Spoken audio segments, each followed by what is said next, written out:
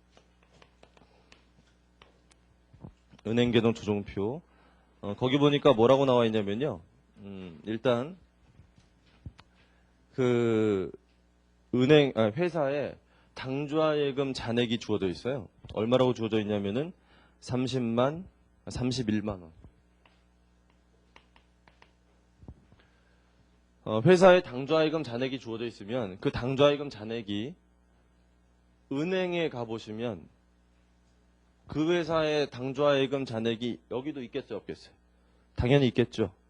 그래서 여러분 그냥 참고하세요. 공인회계사들이 어떤 회계감사 나갔을 때 회사에 어느 회사를 가든 예금이나 차입금이 없는 회사 없겠죠. 은행하고 거래할 거 아니에요, 어느 회사든지. 금융기관하고 거래를 하면 금융기관하고 거래를 통한 잔액들이 있겠죠. 그럼 회사가 제시한 금액을 공인회계사는 그냥 안 믿어요. 회사가 제시한 금액이 있으면 반드시 어떻게 확인을 해봐야 돼요. 은행 조회서를 보내봐야 돼요. 은행 조회서라고 부르는데 은행 조회서를 보내서 은행에서 그 잔액을 받아야 돼요. 그 은행에서 확인해준 잔액과 회사가 제시한 잔액을 비교해봐야 돼요. 똑같은지. 무슨 말인지 알겠습니까? 당연히 그래야겠죠. 상식적으로 알아두세요. 그래서 이 지금 배운 은행계정 조정표가 그런 거거든요. 회사에서 제시한 당좌예금 잔액이 이건데 이걸 확인하려면 은행에 뭐 한다고요? 은행 조회서를 보내니까 은행에서 확인해 준 금액이 얼마예요? 그게 나와 있잖아요. 30만 7,500원이에요. 그렇죠?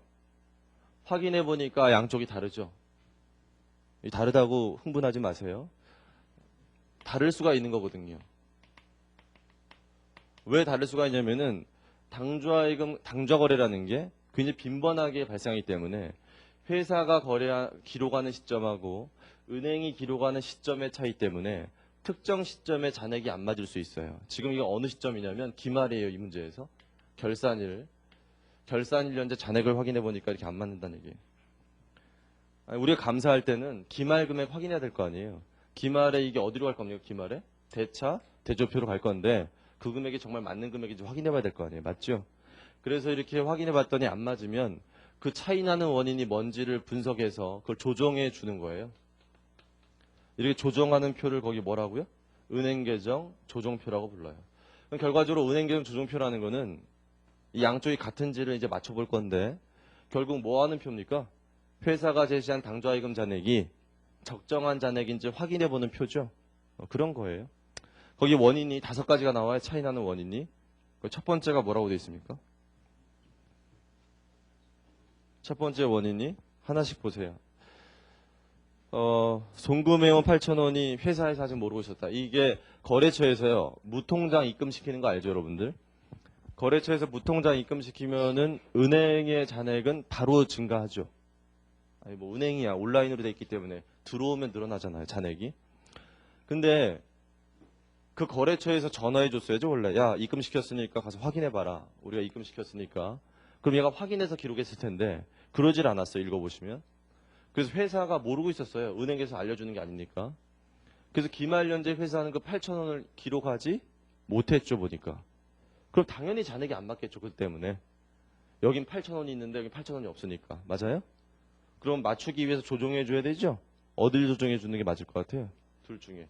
회사가 미기입한 예금이니까 회사를 기입해 주는 게 맞겠죠, 이렇게. 얘가 기입한 게 잘못된 게 아니라 얘가 기입을 해야 되잖아요. 그래서 조정해 주는 거예요, 이렇게. 맞추기 위해서. 두 번째 뭐라고 돼 있어요? 기발행 미인출수표라고 돼 있죠? 걔가 뭐냐면은 여러분들 회사에서 수표 발행할 때 하는 회계 처리가 어떻게 해요? 수표 발행할 때 하는 회계 처리. 대변에 당좌예금 줄이는 거 아세요? 수표 발행했을 때 회사는 그 원인이 뭐든지 간에 대변에는 당좌예금을 쓰죠. 그럼 회사가 47,500원만큼 수표 발행했다는 얘기죠, 거기 지금. 그럼 이렇게 수표 발행했으면 회사는 그 발행한 시점에서 당좌예금을 줄여요. 그럼 47,500원만큼 여기 잔액이 어떻게 돼 있다는 얘기죠? 빠져 있다는 얘기죠. 47,500원이. 그 47,500원의 수표는 누가 가져간 겁니까, 지금? 거래처에서 가져간 거죠. 거래처에서 특별한 이유가 없으면 어디 갔겠어요? 은행 갔겠죠. 은행 가서 제시했으면 만기가 있는 게 아니기 때문에 여기 제시가 들어오겠죠. 그럼 은행 잔액에서도 어떻게 되는 거죠? 빠지는 거죠. 양쪽의 차이는 없죠, 원래. 그런데 거기서 보니까 그 거래처가 무슨 이유인지 모르겠는데 안 갖고 갔어요, 은행에. 그럴 수 있죠. 왜 그런지는 궁금해하지 마세요. 문제에서 나오는 거니까. 거래처가 안 가져갔으니까 은행에. 그럼 은행에선 빠졌어요, 안 빠졌어요? 안 빠졌죠. 여긴 빠졌는데. 그러니까 안 맞죠, 이게. 어딜 조정해 주는 게 맞겠어요? 어차피 은행에서 빠져야 될 거죠. 얘가 뺀 게 잘못된 게 아니라 다음 날이든 그 다음 날이든 빠질 거 아닙니까? 그 거래처가 이상하지 않으면 여기 47,500원을 빼서 잔액을 맞춰보는 게 좋겠다 이런 얘기예요. 됐어요? 그럼 세 번째는 3,000원만큼 수수료를 부과했는데 은행은 칼같이 빼는 거 알죠? 근데 얘가 몰랐어요. 몰랐으니까 못 뺐어요. 차이 나겠죠? 이렇게 하는 게 맞다는 거 알겠죠? 쉽게. 그 다음에 네 번째, 3만 원이 은행이 늦게 기입했대요. 어떤 거냐면 4시 반이면 은행문 닫는 거 다 아세요? 은행문 닫았다고 그냥 돌아가지 마시고요. 뒷문 가세요. 뒷문. 뒷문 가면 뒷문 다 열려 있거든요. 보통 5시까지 가면요. 어떤 데 경비 아저씨가 못 들어오게 하는데 들어가면 돼요. 눈치껏. 그럼 다 일 볼 수 있거든요. 그래서 아무튼 뒷문으로 들어가요. 근데 그 거래처가 그날따라 너무 늦게 온 거예요. 너무 늦게 왔는데 얼마 들고 왔냐면 3만 원 입금해달라고 그걸 들고 왔어요. 근데 얘가 너무 늦게 들어와서 은행 직원 다 퇴근하려고 하는데 왔어요. 그러면 그 돈을 받아주긴 받아주는데 이미 장부를 다 마감했거든요. 그 은행 입장에서는. 그러니까 그걸 오늘 입금 잡기엔 좀 곤란하니까 다음 날 입금 잡아주겠다. 그 다음 거래일에. 그렇게 얘기한 거예요. 근데 이 직원은 회사에 돌아가서 뭐라고 했어요? 입금시키고 돌아왔다고 그러겠죠? 그러니까 회사는 잡은 거예요. 3만 원을. 은행은 그 다음 달 잡겠죠. 뭐. 차이가 나잖아 일시적으로. 어디 조정하는 게 맞겠어요? 같이 만들려면. 회사에서 적었으니까 은행에 적어서 맞추면 되겠죠. 이렇게. 마지막이에요. 5번째가 뭐라고 돼 있냐면은 부도수표라고 돼 있는데 그 부도수표가 뭐냐면은 우리가 처음에 은행 가서 그 수표를 예입했을 때 그 수표가 부도날 거라는 건 아직 몰랐기 때문에 25,000원만큼 예입했으면 당좌예금을 늘렸을 거고 그게 거래처에서 매출채권 회수한 거라면 매출채권 줄이는 이런 회계 처리를 회사가 있겠죠. 회사가 이렇게 회계 처리해서 당좌예금을 늘렸을 텐데 그럼 여기 25,000원만큼이 지금 들어가 있다는 얘기예요. 만약에 그 수표가 부도가 안 났으면 은행에도 25,000원이 들어가겠죠. 맞습니까? 그런데 부도가 났기 때문에 여기 안 들어가죠. 그 수표가 돌아온 거예요, 우리한테. 그러면 이건 어떻게 해야 돼요? 우리가 잡은 게 잘못된 거죠? 입금 안 될 부도수표인데. 그렇기 때문에 여기서 빼는 게 맞다 이런 얘기예요. 됐나요? 그렇게 조정해서 다 조정하니까 29만 원, 29만 원 이렇게 나와요. 양쪽이 같다는 게 확인되고 이렇게 만드는 표를 뭐라고 부른다고요? 은행 계정 조정표라고 하는 거예요. 알아두세요. 만들 줄 알아야 돼요. 은행 계정 조정표가 어떻게 시험 문제 나오는지 가르쳐 드릴게요. 얘가 시험 문제 나오는 거는 객관식으로 잘 나오는데 일단은 이렇게 나와요. 이 올바른 잔액을 찾아봐라. 이렇게도 내긴 내요. 그런데 이렇게 내면 되게 쉬워요. 어느 쪽을 조정하든 답은 똑같죠. 빠른 쪽을 조정하면 돼요. 빠른 쪽을. 또 양쪽 다 조정하면 같다는 걸 확인할 수 있죠. 증명도 되죠. 그래서 얘를 물어보는 문제가 가장 쉬운 문제예요. 어렵게 내면 어떻게 되냐면은 여기를 지워요. 여기를 물음표로 만들어요. 안 줘요. 다른 자료는 다 줘요. 그러면 이렇게 조정하면 얘가 나오죠. 같다는 걸 알죠, 우리가? 거꾸로 올라가면 얼마 나오겠죠. 그런 문제들도 나와요. 그런 문제가 더 많이 나와요. 좀 수준 높은 문제. 주의할 거는 여기서 일로 갈 때 이걸 더하고 이걸 빼면 틀려요. 거꾸로 하는 거기 때문에 이걸 빼고 이걸 더해서 가야 돼요. 뭐 그런 거 주의하시면 돼요. 그래서 그런 식으로 나오는구나 이게 객관식으로. 뭐 이해하시겠죠 무슨 말인지? 그 다음에 또 하나 주의할 거. 이걸 현재 기말에 만들었잖아요. 기말에 은행 계정 조정표를 만들어 봤더니 양쪽 금액이 같아졌다. 여기서 기뻐하고 끝내면 안 돼요. 여기서 기뻐하고 끝내면 안 되는 게 왜 그러냐면 지금 현재 회사의 장부상 금액은 31만 원으로 돼 있겠습니까? 29만 원으로 돼 있겠습니까? 31만 원으로 돼 있거든요. 우리가 지금 조정표 만든 거는 표에서 만들어 본 것 뿐이지 장부상의 금액을 수정한 게 아니에요. 우리가 회계에서 장부상의 금액이 수정되려면 뭐 해줘야 돼요? 분계해서 전기해줘야 돼요. 그래야 수정되는 거지 이 표 만들었다고 수정되는 게 아니거든요.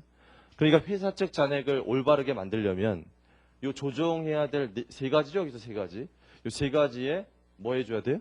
분계를 해줘야 돼요. 그게 책에 나와 있어요. 이 302페이지 맨 위에 나와 있어요. 걔 보시고 그 개분계를 좀 쫓아가 볼게요. 먼저 얘부터 보세요. 얘는 당좌예금 늘리는 겁니까? 줄이는 겁니까? 당좌예금 늘리는 거죠. 차변이죠. 차변의 당좌예금이죠. 대변에 얘가 뭐죠? 매출채권 회수했다고 보면 대변의 매출채권. 얘는 뭐예요? 당좌예금 줄이는 거죠. 대변의 당좌예금. 수수료기 때문에 차변의 수수료 비용이에요. 그 다음에 얘 마지막으로 25,000원은 회사가 25,000원만큼 당좌예금 늘렸었잖아요. 근데 부도 났으니까 당좌예금을 줄여야겠다는 건 아시겠죠? 그럼 차변에 25,000원만큼 뭘 받아왔죠? 부도난 수표를 받아왔겠죠. 부도수표. 우리 부도음이라는 것도 적어봤죠. 똑같은 거예요. 부도수표, 부도음. 이렇게 쓸 수도 있어요. 근데 이게 넓게 봤을 때 어디 속한다고요? 매출 채권에 속하니까 매출 채권이라고 써도 된다. 책에 그렇게 돼 있죠. 넘어가겠습니다. 그래서 이 분계까지 하는 게 끝이다 이렇게 생각해야 돼요. 넘어가요. 제3절의 기타 예금 가기 전에 연습 문제 하나 풀어보세요. 몇 페이지 보시냐면은 320페이지 320페이지 문제 4번 320페이지 문제 5번 있는데 문제 4번은 집에 가서 꼭 해보시고요. 문제 5번을 지금 하세요. 문제 4번은 집에 가서 꼭 해보시고 문제 5번을 지금 하세요. 연습장에다가.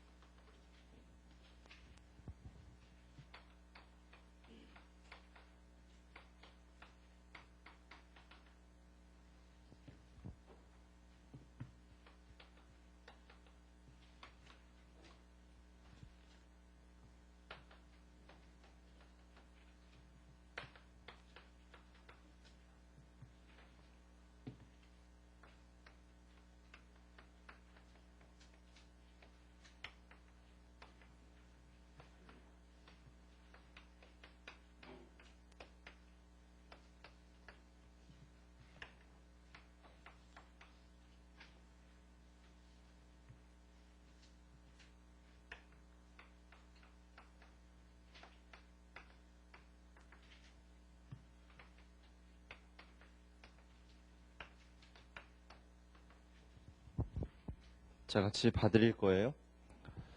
이 문제 보시면은 이걸 알 수 있을까요, 여러분들? 회사 측 잔액하고 은행 측 잔액 주어지고 조정사항이 총 6가지 주어져 있는데 잘 보셨으면 알겠지만 1, 2, 3, 5, 6은 본문 예제했던 거랑 똑같아요. 그래서 나오던 조정사항은 계속 나와요. 똑같은 것들이. 그래서 한 번씩만 잘 개념 잡고 연습을 해보시기 시작하면 계속 반복적으로 나오기 때문에 숙달돼요. 이렇게. 그래서 얘네들은 하면 할수록 실력이 늘어나는데 문제는 이게 이제 우리를 좀 어렵게 만들어요. 공부하면 할수록. 이 오류라는 건요. 이 4번이 그런 건데 출제자들이 자기 마음대로 막 만들 수 있거든요. 유형 자체를. 정해진 게 아니기 때문에 잘 보셔야 돼요, 문제를. 오류라는 건 잘못했다는 건데 잘못은 크게 두 가지가 있어요. 회사가 잘못했을 수 있고 은행이 잘못할 수 있어요. 두 가지 다 나오는데 나중에 보시면 이 문제는 누가 잘못했죠? 회사가 잘못했어요. 이 나머지 조정사항들은 여러분이 보세요. 다 똑같으니까 본문 예제랑. 이 오류가 뭘 잘못했냐면은 회사가 수표를 발행해 놓고 실제 발행한 금액보다 적게 적었죠. 54,000원짜리 수표 발행해 놓고 45,000원 적었다고 써있죠, 거기. 그럼 그만큼 당좌 예금을 덜 줄였다는 얘기죠. 여기 보세요. 원래 제대로 하려면 당좌 예금을 54,000원만큼 줄였어야 되는데 회사는 당좌 예금을 45,000원밖에 안 줄였다는 얘기 아니에요. 맞습니까? 그러니까 여기가 어떻게 돼 있다는 얘기죠? 이 금액이 9,000원만큼 커져 있다는 얘기죠. 덜 뺐으니까. 어떻게 조정해줘야 올바로 가겠어요? 9,000원을 빼야 가겠죠. 이렇게. 이렇게 하는 걸 여러분 잘 연습하셔야 돼요. 그래서 이 오류는 출제자마다 계속 만들어내기 때문에 여러분들이 그때그때마다 문제를 잘 읽고 출제자가 어떤 표현을 했는지를 잘 보시고 그걸 분석해낼 수 있는 능력을 키워나가야 돼요. 얘 앞으로 어떻게 공부할 건지 좀 아시겠죠? 그렇게 해서 여기 확인해 보니까 얼마가 같은 금액이래요. 125만 원이 양쪽이 같은 금액이라서 이게 답이에요. 됐나요? 자, 여기까지 다 만들고 났으면 그 다음 뭐 해야 돼요? 요거를 잔액을 바꿔줘야죠. 이렇게 요 네 가지의 수정 분기해야 되는데 요 나머지 세 가지는 여러분들이 아까 해본 거랑 똑같기 때문에 혼자 해보시고요. 요 9,000원짜리 해보면은 9,000원짜리 이거 보세요. 이 나중에 13장 가면 많이 하는 분기예요. 13장의 오류 수정. 어떻게 하는 거냐면 오류 수정이라는 거는 회사가 이미 이렇게 분계를 했지요. 이 분계한 걸 우리는 이렇게 바꾸고 싶어요. 올바르게. 우리 회계학이라는 게 잘못했을 때 그걸 이렇게 지우개로 지우고요. 그걸 고칠 수 있는 게 아니거든요. 이미 장부상의 분계가 된 거기 때문에 그 분계를 하려면 수정하는 분계를 해줘야 된다 이런 얘기예요. 근데 잘 보시면 여기다가 요 수정하는 분계 노란색인데 이걸 더하면 얘처럼 바뀌었으면 좋겠다는 거 아니에요. 그러니까 이 수정 분계의 개념은 두 개의 차이를 조정하는 거예요. 차이. 두 개의 차이를 보니까 당좌예금을 더 줄여야 되죠. 더 줄였잖아요. 매입 채무를 더 줄여야 되죠. 더 줄였잖아요. 이게 답이에요. 그래서 오류 수정 회사 간 회계 처리에다가 이 분계를 반영하면 올바른 것처럼 가면 되는 거예요. 나중에 연습 많이 하셔야 돼요. 13장 가서. 넘어가겠습니다. 이 정도 하고 다시 앞으로 가셔서 302페이지 제3절 보세요. 기타 예금과 소액연금 제도. 거기 기타 예금에 보시면 우리가 이제까지 예금이라고 배웠던 게 뭐가 있죠? 예금이라고 배웠던 게 당좌예금, 또 하나 잠깐 얘기한 거 보통예금 이런 거 얘기했죠? 요구불 예금이라고. 그것들이 쭉 열거돼 있고 그거 말고도 더 있는데 혼자 읽어보세요. 별로 어렵지 않으니까. 303페이지 소액연금 제도라고 있죠? 별로 중요하지 않아요. 중요하지 않은데 개념만 잡아드릴게요. 다음 페이지 보시면 정액자금 전도제가 있고 그 옆에 부정액자금 전도제가 있는데 무슨 얘기냐면은 얘들 7번을 보세요. 11월 1일 날 여러분들 제가 회사는요 금고안에다가 현금을 많이 갖고 있는 게 좋은 거다 나쁜 거다? 안 좋은 거라 그랬어요. 금고안에는 최소한의 현금만 둬야 되고 나머지 다 은행 갖다 놓는 게 좋아요. 그런데 아무리 은행에다 갖다 다 넣어놓다 하더라도 금고안에다가 현금을 하나도 두지 않으면 옆에 있는 부서에서 차비 쓰려고 왔는데 수표 끊어줄 수 없잖아요. 커피 떨어졌다고 커피 사러 왔는데 수표 끊어줄 수 없잖아요. 그러니까 사무실에서 써야 될 소액 현금은 있어야겠죠 이게. 그래서 그런 얘기 하는 거예요 지금. 그래서 거기 11월 1일 날 그 회사는 얼마의 소액 현금을 두기로 했어요 보니까 100만 원의 소액 현금을 금고안에 넣어두기로 했어요. 그럼 일단 은행에서 찾아와야 되잖아요. 당좌예금에서 돈 찾으려면 뭐 발행한다고요? 수표 발행한다 그랬죠 일반적으로. 수표 발행하니까 100만 원짜리 당좌 수표 발행해서 갔겠죠. 그러면 어디서 돈이 빠져요? 당좌 예금에서 당연히 100만 원만큼 빠질 거고 차변에 100만 원만큼 뭐 적으면 돼요? 현금이 들어왔겠죠 이렇게. 그럼 이 현금을 11월 1일 날 하루에 다 쓰는 게 아니라 11월 30일까지 한 달 동안 조금씩 쓰는 거예요. 뭐 현금이라는 건 하루에 다 쓰는 게 아니니까. 근데 회사에서는 거의 같은 비용 성격인 것을 조금씩 쓸 수 있거든요. 예를 들어서 소모품비라는 거, 오늘은 지우개 샀다가 내일은 뭐 연필 사왔다가 이렇게 할 수 있고, 또 뭐 커피 사왔다가 종이컵 사왔다가 음료수 사왔다가 뭐 이럴 수 있잖아요. 이게 차비도 조금씩 쓰고, 그 조금씩 쓸 때마다 다 분기에 끊으려면요 엄청나게 귀찮겠죠. 그거 그렇게 할 필요 없거든요. 뭐만 잘 모아두면 돼요. 영수증만 잘 모아놔서 성격이 똑같은 비용들 한 번에 회계 처리해도 틀린 거 아니거든요. 그렇게 하죠. 그래서 회사 규모에 따라서, 그 회사 규모에 따라 다른 거예요. 그 기록하는 시점은. 그래서 우리 회사는 뭐 한 달에 한 번씩 하기로 했다 그러면 한 달에 한 번씩 기록하면 되죠. 거기 한 달 동안 모아가지고 거기 밑에 보시면 증빙 자료가 다 모여져 있잖아요. 성격이 비슷한 것들 다 모은 거예요. 접대비, 소모품비, 여비교통비, 통신비. 뭐 통신비라는 건 전화료 그런 거예요. 아무튼 그런 비용들을 쫙 적고 금액 적으면 되겠죠. 이렇게 그 비용 잡는 거예요. 거기 다 더하니까 얼마예요? 다 더하니까 그거 여기 다 더하니까 적는 건 여러분 하세요. 나중에 다 더하니까 60만 원이죠. 그럼 그만큼 뭐가 나갔다는 겁니까? 이제까지 현금 나갔다는 거죠. 60 적겠죠. 이렇게 하면 장부잔액이 얼마 남아요? 40 남는데, 그럼 금고안에 얼마 있어야 좋아요? 40 있어야 좋죠. 확인해 보니까 40 있대요. 이 문제는 잘 된 거예요. 만약 40이 없다면 아까 배웠던 현금 과부족 같은 현상이 발생하는 거고. 됐습니다. 넘어가시고 마지막으로 이때가 됐으면 12월 달이 될 거 아니에요. 이제 그럼 다음 달에도 써야 될 현금이 필요하죠. 다시 금고를 채워야겠죠. 그때 금액을 정해놓고 채우는 걸 정액자금 전도제, 금액을 정해놓지 않고 지 맘대로 채우는 걸 부정액자금 전도제, 그렇게 부른다는데 하나도 중요한 거 아니에요. 아, 그런 게 있구나 알고 넘어가시면 돼요. 306페이지 제4절에 단기매매증권이 나오는데 중요하다고 표시해 놓으세요. 중요한 거예요. 단기매매증권.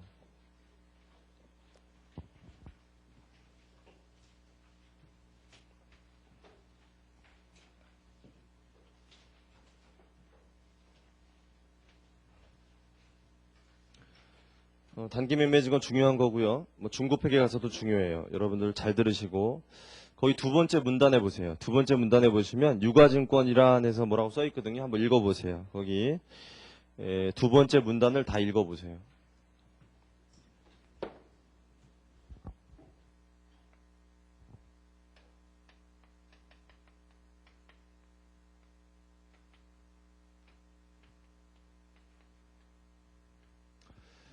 다 읽어보시면 유가증권이란 얘기가 나오는데, 그 유가증권이란 용어는 여러분 법률적으로도 나오는 용어고, 유가증권 어떤 가치가 표상되어 있는 증권이라는 표현이에요. 유가증권. 그래서 유가증권에는 이런 뭐 여러 가지가 존재하는데 크게 나눠서 지분증권과 채무증권이 있다 이렇게 표현되어 있는데, 이 용어가 좀 어려워 보이잖아요. 어렵게 생각하지 마세요. 지분증권은 주식 말하는 거고요. 채무증권은 채권 말하는 거예요.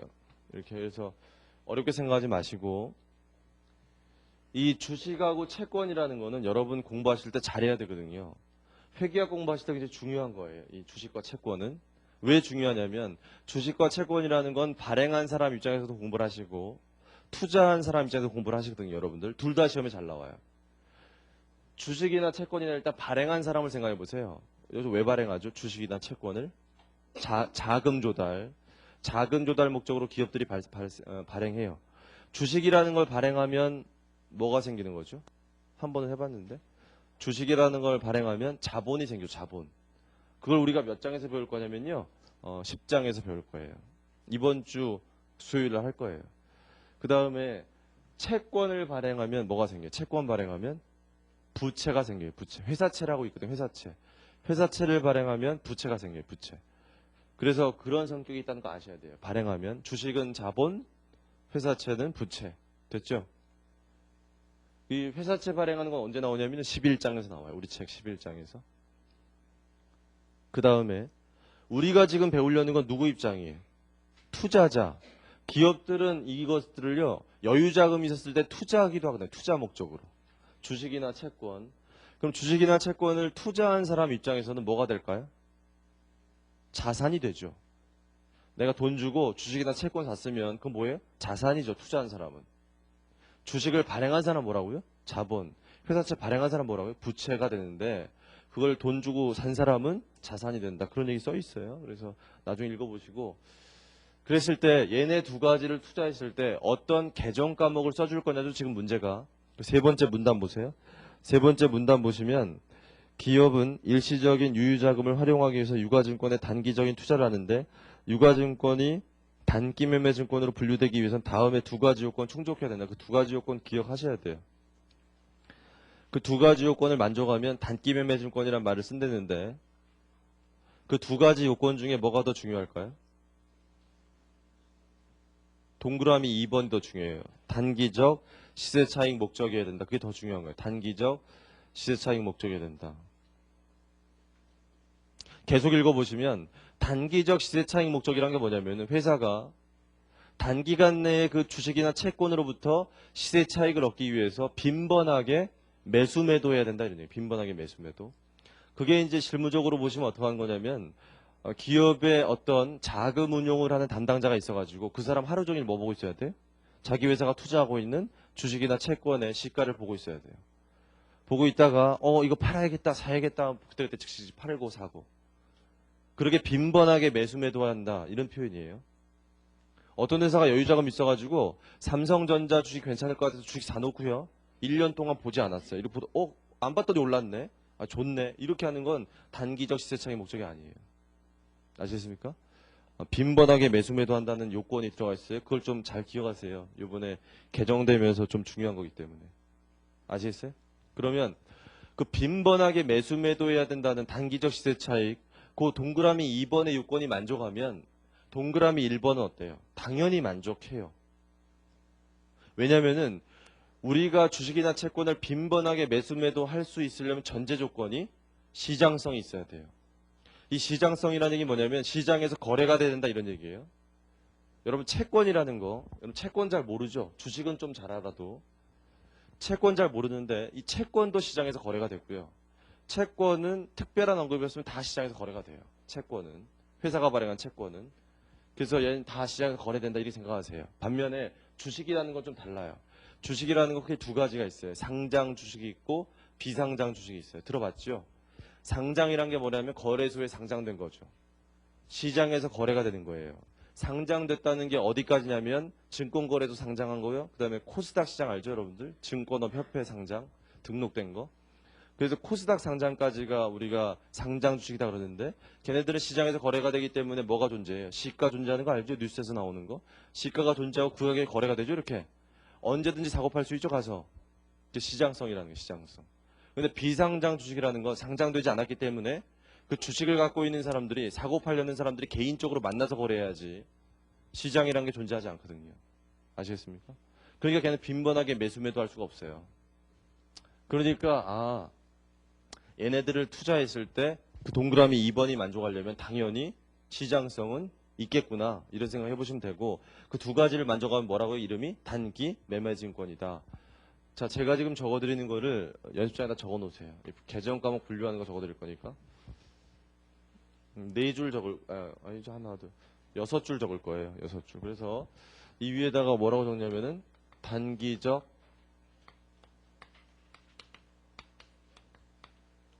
시세차익 목적으로 투자했다. 주식을 샀는데 단기적 시세차익 목적으로 투자했대요. and 시장성이 존재한다. 그러면 어떤 계정 과목 쓰라는 거죠? 지금 거기서? 단기 매매 증권이라는 계정 과목 쓰라는 거예요. 이렇게 적으세요 지금. 그 다음에 회사가 주식을 샀는데 지금 적어드린 거 이외의 목적이다. 단기적 시세차익 목적, 시장성이 있는 거 이게 아니다. 그러면 어떤 판단이 또 들어가야 되냐면 그 주식에 대해서 중대한 영향력이 있느냐 중대한 영향력이 없느냐를 봐야 돼요. 이 중대한 영향력이라는 표현이 좀 낯설 수 있는데 주식으로 봤을 때 이 주식이죠 지금 지분율이 20% 이상이면 반증이 없는 한 중대한 영향이 있다고 봐요. 좀 이따 밑줄 쳐드릴게요. 이 지분율이 20% 이상이라는 건 뭐냐면은 그 피투자 회사가 발행한 주식을 이거 이상 갖고 있다는 얘기인데 이 중대한 영향력이라는 표현은 뭐에서 나오냐면은 그 주식회사에서요. 내가 그 회사에 중대한 영향력이 있다는 것은 뭐 할 수 있다는 얘기일까요? 그 회사에 가서 의결권을 행사할 수 있다는 얘기예요. 그럼 의결권을 행사해서 그 회사의 의사결정을 내가 좌지우지할 수 있다는 얘기인데, 의결권이라고 하는 건 나중에 배울 텐데 10장에서 어떤 주식에만 존재하냐면 보통주. 그 피투자 회사가 발행한 보통 주식을 내가 20% 이상 갖고 있다면 그 회사에 대한 의결권을 내가 20% 이상 갖고 있다는 얘기예요. 그럼 내가 주식회사 주총 가서 영향력을 행사할 수 있겠죠? 여러분 20%가 별거 아니네 이런 생각할 수 있는데, 상장 회사의 주식을 20% 갖고 있는 건 엄청나게 많이 갖고 있는 거예요, 여러분. 아무나 이렇게 많이 갖고 있지는 않아요. 그래서 그 회사 규모가 크면 클수록 그래서 많이 갖고 있는 거예요. 그래서 영향력을 행사할 수 있다고 보면요, 나중에 이런 거 배워요. 또 밑줄 쳐드릴 거예요. 지분법 적용 적어 놓으세요. 투자 주식이라고 분류한데, 이 개정 과목 이름이 지분법 적용 투자 주식. 지분법 적용 투자 주식. 그 다음에 이것도 아니면 매도 가능 증권이란 거 쓴대요. 매도 가능 증권. 나머지 일단 적으신 다음에 설명 또 드릴게요. 채권도 단기적 시세 차익 목적이냐, 똑같은 얘기인데, 채권 and 얘는 시장성이라는 걸 얘기 안 해도 돼요. 왜냐하면 시장성은 얘는 특별한 언급 없으면 다 존재하거든요. 그런데 그냥 적어 놓을게요. 단기 매매 증권이라고 하겠죠, 이름을. 그 다음에 이외다. 이거 이외에 다른 목적으로 샀다. 그럼 얘는 뭘 검토하도록 되어 있냐면, 만기까지 보유할 목적이냐, 만기까지 보유할 목적이 아니냐, 이 만기 보유 목적의 유무를 구분하시도록 되어 있어요. 나중에 보면 다 어디 있는지 가르쳐 드릴게요. 이럴 때 이름은 뭐라고 쓰냐면 만기 보유증권이라고 쓴대요.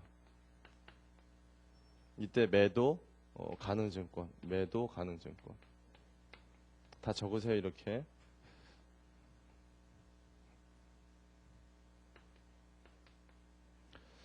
자, 이렇게 적으시면 우리가 지금 몇 장 하고 있어요? 8장 하고 있죠. 8장에서 단기 매매 증권을 배워요, 우리가.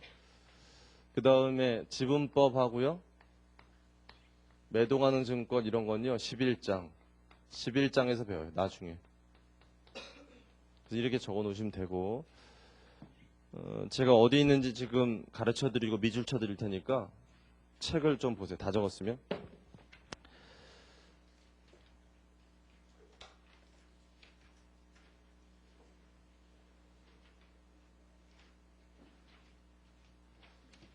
책을 보시면 몇 페이지냐면요 11장이에요. 페이지 429페이지예요.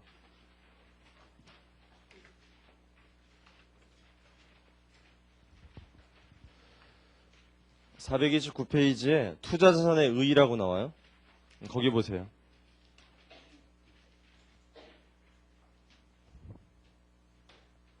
개정 과목들이 좀 나오는데, 일단 투자자산은 무슨 목적으로 투자한다고 알고 있죠? 잠깐 배웠으니까.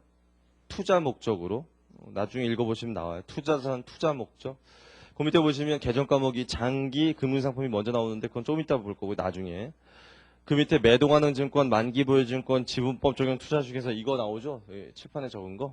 그거 보세요. 먼저 여기 만기 보유 증권 보세요. 만기 보유 증권. 걔는요, 하나 물어볼게요. 채권만 돼요? 주식만 돼요? 보니까 채권만 돼요. 채권만. 왜 걔가 채권만 되냐면, 여러분 채권이라는 건 만기가 존재해요. 주식은요 만기 없어요. 채권이 만기가 존재하기 때문에 채권이라는 걸 만기까지 투자하려고 할 때 쓰는 이름이 만기 보유 증권이에요. 채권. 그러니까 주식에는 그런 얘기 없죠. 주식에는. 그 밑에 지분법 적용 투자 주식 나오죠. 이거예요. 이거 여기 적어드린 거. 이건데 얘는 보니까 어디에만 나와요? 주식에만 나오죠. 왜냐면요, 채권에는 의결권이 없거든요. 주식도 무슨 주식이냐면 보통주라고 제가 얘기했죠. 보통주. 보통주에 투자했을 때예요. 왜냐면 의결권을 갖고 있어야 되기 때문에. 중대한 영향력이 있으면 이거라고 쓴대요. 이것도 밑줄 쳐드릴게요. 책에 있으니까. 됐죠? 마지막으로 그 위에 가보시면 이름 뭐가 있어요? 매도 가능 증권이 있죠? 이제 느낌이 좀 오실 텐데, 이 매도 가능 증권이 뭐 같아요? 매도 가능 증권. 이거 읽어보시면 써 있는데, 나머지죠, 기타. 나머지 다 매도가는 증권 이름이. 그러니까 이 개정 과목 분류하는 거 주식이나 채권에 회사가 투자했을 때 어렵지 않아요. 두 가지만 생각하시면 돼요. 주식에 투자했을 때 두 번만 생각하면 되거든요. 잘 보세요. 주식에 투자했다. 여기 해당된다. 뭐라고 쓰면 돼, 이름을? 단기 매매 증권. 아니다. 이걸 판단해서 맞다. 여기로 가면 되죠. 나머지는요. 다 일로 가면 돼요. 됐어요? 채권에 투자했다. 이거 생각하시면 되거든요. 맞으면 일로 보내세요. 아니면 만기까지 갖고 있을 거냐? 일로 가면 돼요. 아니다. 일로 가면 돼요. 됐어요? 그래서 그렇게 어렵지 않기 때문에 정리하시고, 또 하나 단기 매매 증권 양쪽에 다 있죠. 매도 가는 증권 양쪽에 다 있죠. 얘네들만 양쪽에 하나씩 있죠. 그걸 좀 뭐 구분할 줄 알면 되고, 얘가 여기 있는 거 이제 알겠죠? 왜 그런지? 얘가 여기만 있는 거 왜 그런지 알겠죠? 밑줄 좀 쳐드릴게요. 어디 보시냐면은 437페이지 보시면은 예제 4번 있어요. 그 예제 4번 바로 위에 네 번째 줄 넷째라고 되어 있는데 보세요. 넷째. 거기 좀 읽어보겠습니다. 피투자 회사에 중대한 영향을 행사할 수 있는 투자지분증권은 지분법 적용 투자수익이나 개정 과목으로 분류하고 지분법을 적용해서 평가한 가액을 대차대조표 가액으로 한다. 지분법이라는 거 잠깐 할 거예요. 나중에. 이 경우 발행주식 총수의 20% 이상을 소유하고 있는 주식은 특별한 사유가 없는 한 중대한 영향이 있는 걸로 본다. 거기까지. 그래서 이게 얘기가 나오는구나. 이거 지분율. 됐죠? 넘어가겠습니다. 이 정도 하고. 그래서 우리가 지금 배울 건 뭐라고요? 단기 매매증권. 앞으로 오세요. 306페이지 보시고 307페이지 보세요.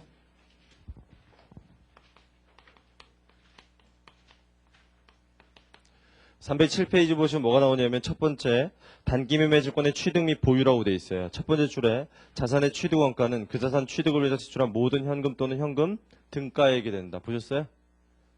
여러분 그 얘기 이제까지 많이 나왔기 때문에 이제 제가 이거 안 적어드려도 알 것 같은데 뭡니까? 이거 이제 아시겠죠? 뭔지.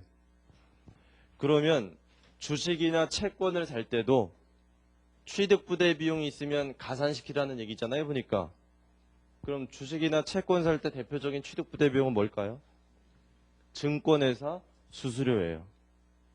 그거는 취득원가 가산이다. 그만 알면 돼요. 그래서 거기 예제 8번을 보세요. 2월 3일 날 대신증권 통해 가지고 주식을 샀어요. 10주 샀는데 한 주당 12,000원짜리예요. 뭐 발행해줬어요? 대가로 뭐 줬어요? 수표 줬죠? 현금하고. 수표 발행했을 때 쓰는 계정 과목은? 수표 발행했을 때 쓰는 계정 과목? 이제 알죠? 이거 뭔지? 금액이 얼마일까요? 수표 금액이? 현금 나간 건 얼마예요? 2,000원이죠? 일단 단기적 시세차익 목적으로 샀다고 거기 표현되어 있는 것 같으니까 계정 과목은 단기 매매 증권이라고 쓰시고요. 여기 금액을 얼마 적어야 돼요?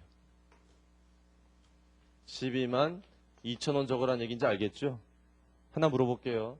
한 주당 취득원가는 얼마입니까? 한 주당 취득원가.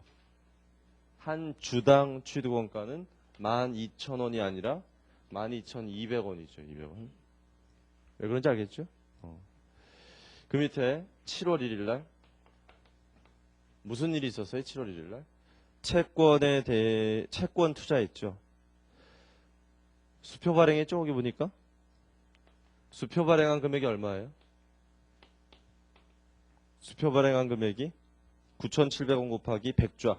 그 채권은 뭐 좌라고 부른대요. 그래서 좌, 뭐 알아죠. 뭐 얜 주, 뭐 좌, 뭐 단위니까 고민하지 마시고 97만 원이죠. 곱해보시면 수수료까지 수표 발행했으니까 얼마예요? 98만 원이겠죠. 이게.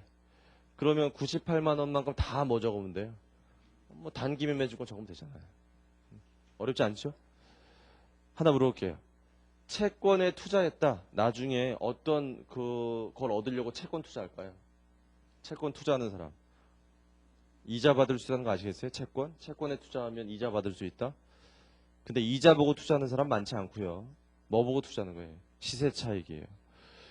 그럼 여러분, 난 주식이라는 건 시세 차익을 좀 알 것 같은데, 주가가 막 변하니까. 채권이라는 건 시세 차익 잘 모르겠다. 이런 사람들 많을 텐데, 여러분 회계학 공부 계속 하려면 채권도 시가가 있다는 거 아셔야 돼요. 채권에는 시가가 존재하고요. 증권 시장에서 채권도 거래가 되잖아요, 우리가. 채권도 거래가 되는데 이 채권이라는 거는 시가가 어떻게 변하냐면요. 나중에 11장 배우면 알게 되는데 이자율에 따라 변해요. 그날의 시장 이자율 달라지는 건 알죠, 여러분들? 뉴스에서 보니까. 금리가 달라지면요. 금리에 따라서 채권의 가격이 달라져요. 나중에 할 때 다시 얘기할 건데 상식적으로 알아두세요. 시장 이자율과 채권 가격은 반비례해요. 시장 이자율이 막 올라가잖아요. 채권 가격이 떨어져요. 시장 이자율이 막 떨어지면 채권 가격이 올라가요. 그 왜 그렇게 됐는지는 11장 배우면 나오거든요. 그때 말씀드릴게요. 왜 그런지. 아무튼 여러분 지금 알 건 채권도 뭐가 있다? 시가가 있어요. 그래서 그 시세 차익을 보고 우리가 투자하거든요. 기업들이. 그래서 아무튼 그러니까 채권을 투자하는 이유는 두 가지예요. 시세 차익 투자하고 그다음에 뭐요? 이자 받으려고. 그다음에 주식에 투자하는 건요. 주식에 투자하는 건 왜 투자해요? 역시 시세 차익이죠. 시세 차익이 가장 크죠. 그다음에 갖고 있으면 뭐도 받아요? 배당금도 받을 수 있죠. 근데 배당금 보고 투자하는 사람 거의 없다는 거 알죠, 여러분들. 그래서 우리나라는 시세 차익 보고 투자하는 사람이 너무나 많아요. 아무튼 그렇고 맨 밑에 보세요. 310페이지 맨 밑에 보시면 배당 받았다는 얘기가 나와요. 한 주당 1,000원을 10주를 투자했으니까 얼마 들어오겠어요? 10,000원 들어오죠. 그럼 배당금 받았을 때 현금 배당이에요, 지금. 대변에 뭐 적을 거냐 그게 나와 있고 다음 페이지 보시면 이자 받았을 때 어떻게 할 거냐가 나와 있거든요. 그럼 먼저 이자가 쉬우니까 이자 받았을 때 대변에 뭐 적을까요? 이자 수익. 그건 해봤잖아요. 이자 받으면 이자 수익 해봤죠, 그거는. 그럼 그냥 생각을 해보세요. 배당금 받으면 뭐라고 쓸까요? 배당금, 이자 받으면 이자 수익, 배당금 받으면 배당금 수익이겠죠. 확인해보세요. 배당금 수익. 그 대변에 잡힌 거 영업의 수익이에요. 넘어가요. 308페이지 단기매매증권의 기말평가 보겠습니다. 그 기말평가라고 하는 게 뭐 하는 거 배울까요? 기말평가라고 하는 게. 기말 수정문계. 기말 수정문계. 그러니까 여러분 공부를 지금 계속하고 있는데 우리가 진도 나가면서 잊어버리지 말게.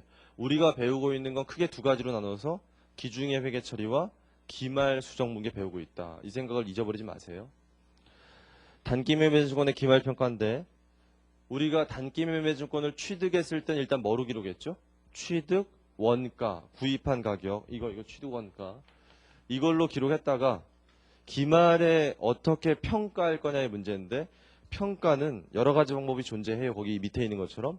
근데 우리나라에서 단기매매증권은 시가법을 하도록 되어 있다. 그게 어디 나오냐면 예제 9번 위에 세 번째 줄 보세요. 세 번째 줄 보시면 기업회계 기준에서도 단기매매증권을 공정가액으로 평가하도록 규정하고 있다. 여기서 시가법 적용 시 시가는 대차투표인데 종가고요. 종가가 없으면 직전거래일이 종가다. 그걸 여기다 좀 적어드릴게요. 그게 무슨 얘기냐? 어려운 얘기 아니거든요. 회사가 기말 현재 회사가 기말 현재 주식을 보유하고 있다면 그 주식에 대한 뭐가 있겠습니까? 시장 가격이 존재하겠죠. 근데 거기선 뭐라고 돼 있냐면 종가라고 돼 있죠. 종가. 종가라는 건 뭐냐면요. 주식시장에서 거래가 그날 종료될 때 가격이 종가예요. 여러분 주식시장 가보시면 하루에도 주가가 막 변하는 거 알죠? 이렇게 계속. 그렇기 때문에 종가라는 게 있어요. 종가. 그럼 이걸 시가로 보겠다는 거죠, 지금. 근데 대차대조필이 이날이면 이날의 시가는 이거다 이런 얘기죠. 근데 증권시장을 보시면 이날은 거래가 없거든요. 보통 이 정도에 폐장하는 거예요. 뭐 날짜는 좀 유동적인데 아무튼 이날 폐장했다고 보시면 이날의 종가는 있겠죠. 마지막 거래일에. 이날은 거래가 없거든요. 다시 1월달 돼야 거래하거든요. 이렇게. 그러니까 이날의 종가가 없는 거죠. 그럼 어떻게 하라는 얘기예요 보니까. 직전 거래일에 종가로 해라 이런 얘기예요. 별거 아니니까 상식적으로 좀 알아두시고. 근데 여러분이 문제 풀 때 대부분 주어져요. 얼마인지 그냥. 그렇기 때문에 고민하지 마세요. 알아두세요. 그렇게 돼 있다는 거. 예제 9번을 풀 건데 일단은 단기매매증권이 왜 시가법일까요? 그냥 생각해 보시면. 단기매매증권이 시가법인 이유는 이게 시가라는 게 정보 이용자한테 유용한 정보이기 때문에 그래요. 그거 읽어보시면 알겠지만 단기매매증권은 우리가 취득해서 처분하려고 갖고 있기 때문에 처분한다고 했을 때 그 시장 가격이 얼마인지가 정보 이용자들이 알고 싶어하는 거거든요. 그래서 기말년제 시가로 평가하는 걸 채택한 건데 뭐 그런 것들은 나중에 중급회계 배우실 때도 자세히 할 거고요. 그 2021년 3월 1일 날 네 가지 종류의 주식이나 채권을 취득했다는 얘기가 나오고요. A, B, C, D. A, B, C, D. 그래서 A, B, C, D를 취득했는데 거기 보면은 그 취득 원가가 다 더하니까 얼마라고 써 있어요, 보니까? 다 더하니까 905만 원. 기말연재 시가를 다 더하니까 885만 원이에요. 하나 물어볼게요. 우리가 기말에 시가 평가하기 전에 지금 기말에 하는 분개할 건데 분개하기 전에 장부상 단기매매증권의 가액은 얼마로 돼 있을까요? 장부상 단기매매증권의 금액은 905만 원이다, 885만 원이다. 둘 중에 905만 원이죠? 왜냐하면 취득했을 땐 뭐로 기록한다고요? 취득 원가로 기록하니까 그걸로 돼 있을 거 아니에요. 만약에 우리가 원가법이라는 것도 있죠. 읽어보시면 그 원가법이라는 걸로 한다면 그거 되게 쉬운 거예요. 나중에 또 나오는데 그냥 취득 원가로 두는 거예요. 아무것도 할 게 없어요. 되게 쉬운 방법인데 우리가 지금 무슨 법? 시가법을 할 거란 말이에요. 시가법이니까 뭐로 바꾸자? 시가로 바꾸자는 거예요. 이게. 그래서 평가손익금액을 찾아보니까 A는 5만 원만큼 아니다. 15만 원만큼 떨어졌죠. B는 10만 원만큼 올랐고 C는 5만 원만큼 떨어졌고 D가 20만 원만큼 떨어져서 결국 전체적으로 20만 원만큼 손실이긴 하죠. 이렇게. 그거를 여기서 회계 처리해 볼게요. 이 회계 처리할 때 두 가지 방법이 있을 수 있는데 둘 다 해드릴게요. 책에 있는 거랑 비교해 드릴게요. 일단은 뭐 할 수 있냐면은 일단 단기매매증권을 늘려야 될까요? 줄여야 될까요? 늘려야 돼요? 줄여야 돼요? 줄여야죠. 거기 905만 원 되어 있는 걸 얼마로 바꿔야 돼요? 885만 원 만들어야 되니까 20만 원만큼 줄여야 된다는 거 아셔야죠. 이렇게. 그리고 20만 원만큼 줄이고요. 차변에 쓸 수 있는 계정값이 뭐냐면 단기 매매증권 평가 손실이라는 계정 과목이 있어요. 단기 비용 처리예요. 손익계산서하고 영어 매비용 이렇게 처리하는 거예요. 그런데 이렇게 분개하면 한 번에 끝나잖아요. 근데 책에는 어떻게 돼 있어요? 책에는 이걸 나눴죠. 떨어진 것과 올라간 걸 나눴어요. 떨어진 것들은 얼마 떨어졌냐면 35만 원이 떨어졌죠. 그럼 35만 원 떨어진 것만큼 단기 매매증권 줄이고요. 단기 매매증권 평가 손실을 잡아요. 이렇게. 그 다음에 올라간 것들은 또 올라간 것들대로 뭘 늘려요? 단기 매매증권을 늘려야죠. 일단 단기 매매증권을 15만 원만큼. 그 다음에 대변에는 뭘 쓰면 될까요? 대변에 쓰는 계정 과목 이름은 단기 매매증권 평가 2 책에 나와 있는 것처럼 이렇게 하는 분개가 있어요. 그래서 이렇게 하는 분개와 이렇게 하는 분개가 존재해요. 근데 일단 두 개를 비교해 볼게요. 어떤 차이점이 있나? 일단 단기매매증권은 대차대조표로 가는 계정 과목이고요. 단기매매증권 평가 손실과 단기매매증권 평가 이게 손익계산서로 가는 계정 과목인데 일단 얘를 비교해 보시면 20만 원을 줄이나 이만큼 줄였다가 이만큼 늘리나 결과는 같지요. 다른 거 없어요. 이만큼 손실 잡나 이만큼 손실 잡고 이만큼 이익 잡나 단기 순이익에 미치는 효과는 어때요? 단기 순이익 똑같아요. 다를 거 없어요. 그렇기 때문에 우리 기업회계에서 이렇게 하든 회계사들이 가서 뭐가 잘못됐다 이렇게 얘기 안 해요. 회사가 이렇게 했으면 그렇게 하세요. 이렇게 했으면 이렇게 하세요. 자기 마음이에요. 그래서 크게 문제 삼지 않아요. 크게. 중요한 차이가 아니기 때문에. 아시겠죠? 먼저? 근데 우리나라 기업회계 기준을 만든 사람들 그 사람들한테 물어봤더니 그 사람들의 입장은 상계해서 순액으로 하라는 언급을 하지 않는 이상 총액으로 하는 게 우리의 입장이다. 이런 걸 밝히고 있어요. 기준 만든 사람들이. 그러니까 여러분들이 기준에 따라서 하려면 이렇게 하시는 게 좋다. 그 책에 이렇게 되어 있는 거예요. 이렇게 해도 크게 문제 삼지 않고 틀렸다고 안 해요. 잘. 큰 문제 없는 건데 그래도 기준 만든 사람들이 얘기하는 걸로 해주는 게 좋잖아요. 됐죠? 넘어가겠습니다. 책은 그래서 이렇게 돼 있어요. 총액으로. 이렇게 하세요, 여러분들은. 네 번째 단기매매증권의 처분이라고 되어 있는데 거기 네 번째 줄 보시면 파는 얘기가 나와요. 그거 회계 처리해 드릴게요. 팔았을 때 회계 처리. 거기 보니까 단기매매증권 얼마짜리 팔았습니까? 단기매매증권 처분했는데 단기매매증권 뭐를 팔았냐면 B를 팔았죠. 얼마에 팔았어요? 160만 원에 팔았죠. 수수료가 2만 원 들어갔기 때문에 158만 원이 이렇게 됐어요. 됐나요? 자, 이렇게 됐고 이거 수수료 빼서 적은 거예요. 수수료 빼고 받은 돈. 이 문제의 핵심은 여기 얼마 적을 거냐 핵심이에요. 여기가 핵심인데 여기 얼마 적을까 고민했더니 얼마 적어야 될까요? 단기매매증권 B를 잘 보시면 취득원가는 얼마로 돼 있어요? 취득원가는 140이죠. 전년도 기말 시가는 150이죠. 그럼 여기 140이 맞아요? 150이 맞아요? 여기가 150이 맞다는 사실을 알고 있어야 되네요, 여러분. 왜 그러냐면 이게 만약에 원가법으로 평가가 됐다면 얼마가 맞아요? 140이 맞아요. 전년도 기말에 시가로 평가했기 때문에 장부가액이 뭐로 바뀌었어요? 시가로 바뀌었기 때문에 150을 반드시 적어줘야 되고 그러니까 8만 원만큼의 차이가 생기는 거예요. 이렇게. 그래서 여기 들어가는 이런 단기매매증권 처분이익이다. 이렇게 정리하셔야 돼요.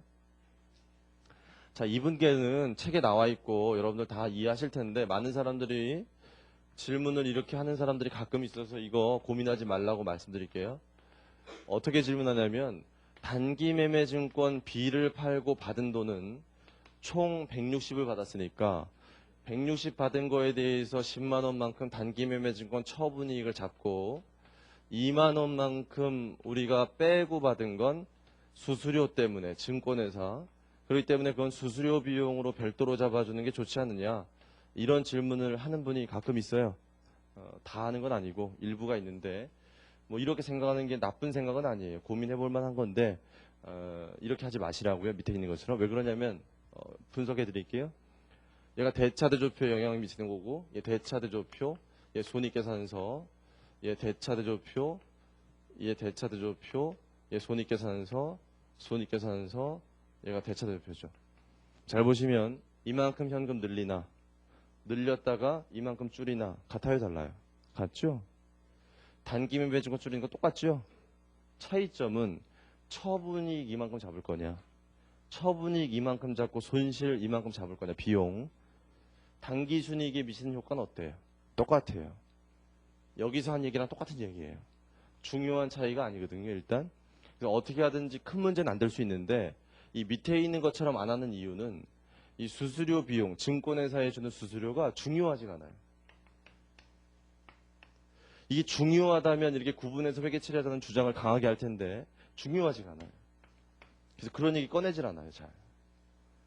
실무적으로도 다 이렇게 순액으로 하고 있고 이게 왜냐하면 증권회사에서 우리가 160 받고요. 2만 원 거실러 줘요. 그렇게 안 하죠, 여러분들. 우리가 이거 받고 거실러 주는 게 아니라 이거 받아오잖아요.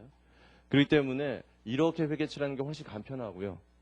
이게 중요하지 않아서 구분 표시를 안 해요. 잘. 실무적으로도 그렇게 하고 모든 책들이 다 이렇게 돼 있어요. 위에 것처럼. 이렇게 한 책 거의 없어요.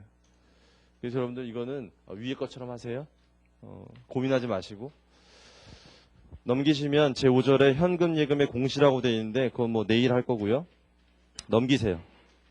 넘기시면 거기까지만 하면 8장이 끝나요. 다 했어요. 익히 문제는 뭐 여러분 읽어보시면 되는 거고 연습 문제 보시면 316페이지 연습 문제 1번 잠깐 해요. 거기 현금이라고 되어 있는데 되게 쉬워요. 이런 문제 가끔 나오는데 뭐냐면은 이렇게 쭉 열거되어 있는 자료를 가지고 대차대조표 현금에 속할 게 얼마냐 이런 걸 물어보는 거예요. 현금에 속할 게. 그러면 어떻게 하면 될까요? 이 문제는 현금에 속하는 걸 구분만 하면 되는 거죠. 첫 번째 통화 어때요? 현금 맞죠? 더하시고 우표는요? 아니죠. 포함하지 마시고 타인 발행 당도수표는요? 포함해야죠. 타인 발행 약속어음은요? 응? 포함? 안 하는 거죠. 얘는 뭐예요? 채권이라고, 채권. 그 다음에 배당금지급 통지표 포함하는 거죠. 만기가 들어간 국채이자표 포함하는 거죠. 직원 A씨의 금융가불증. 금융가불증을 회사가 갖고 있다는 얘기는 금융가불해줬다는 얘기죠. 회사는 뭐예요? 대여금이죠. 그렇기 때문에 현금 아니에요.